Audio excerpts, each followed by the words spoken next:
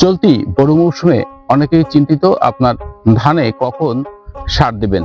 বিশেষ করে ইতিমধ্যেই যারা আগে লাগিয়েছেন তাদের প্রথম কিস্তির সার দেওয়া শেষ হয়েছে, তবে দ্বিতীয় কিস্তি কখন সার দিবেন এবং কি পরিমাণ দিবেন এই বিষয় নিয়ে আজকে আমরা আপনাদের পরামর্শ দেব মৃত্তিকা জীবন ও প্রকৃতি ইউটিউব চ্যানেল এবং ফেসবুক থেকে। দর্শক, খামার এবং কৃষি সংশ্লিষ্ট বিভিন্ন প্রশ্ন থাকলে আমাদের সাথে যোগাযোগ করতে পারেন। আমাদের কমেন্ট বক্সে আপনি আপনার প্রশ্ন করতে পারেন, আমরা অবশ্যই আপনাদের উত্তর দেব।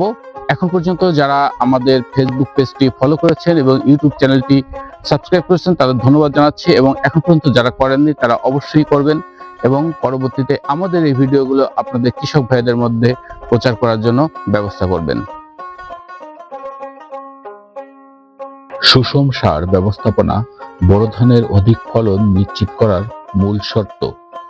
এক্ষেত্রে ইউরিয়া, টিএসপি অথবা ডিএপি, এমওপি, জিপসাম ও দস্তা খুবই গুরুত্বপূর্ণ। চারা রোপণ থেকে কাস্তর পর্যন্ত সাধারণত 3 স্তরে সার প্রয়োগ করতে হয়, তবে যদি ফসলের বিশেষ কোনো সারের অভাব পরিলক্ষিত হয় তাহলে অভাবকৃত লক্ষণের সার পুনরায় একাধিকবার ব্যবহার করার প্রয়োজন হতে পারে।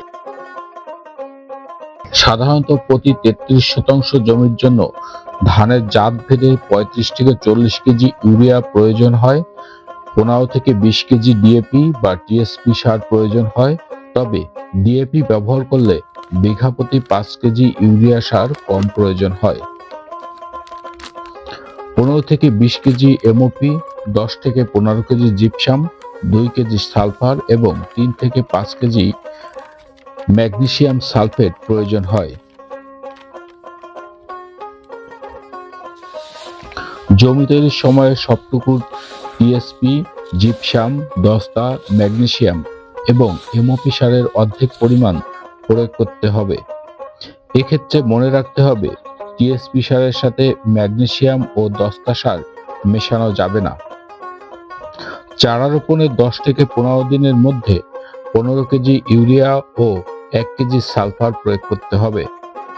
চারার বয়স যখন 30 থেকে 35 দিন হবে তখন এমওপি সারের বাকি অর্ধেকের সমান 2 ভাগ করে 1 ভাগ এবং 15 থেকে 20 কেজি ইউরিয়া ও 1 কেজি সালফার ছিটিয়ে প্রয়োগ করতে হবে। এ সময়ে পাশকাঠি বৃদ্ধি পায়, তাই ইউরিয়া সার অতিরিক্ত প্রয়োজন হতে পারে। তৃতীয় বা শেষ ধাপে 5 থেকে 10 কেজি ইউরিয়া ও বাকি অর্ধেক পটাশ সার থোড় বা মোচা আসার 5-7 দিন পূর্বে প্রয়োগ করতে হবে।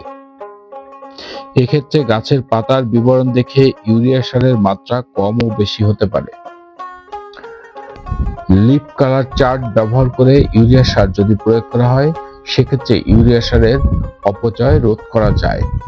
অতিরিক্ত ইউরিয়া সার ব্যবহারের ফলে ধানের জমির ক্ষতি হতে পারে, ধানের ফলন মারাত্মকভাবে কমে আসতে পারে। এক্ষেত্রে লিফ কালার চার্ট ব্যবহার সর্বোচ্চ উত্তম ব্যবস্থা। দর্শক, মৃত্তিকা জীবন ও প্রকৃতি নির্মিত আমাদের এই ভিডিও আপনাদের কেমন লেগেছে তা আপনারা কমেন্টস বক্সে অবশ্যই জানাবেন।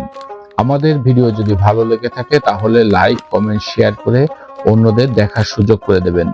পরবর্তীতে দেখা হবে আবারও কৃষি ও খামার সংশ্লিষ্ট অন্য কোনো ভিডিওতে।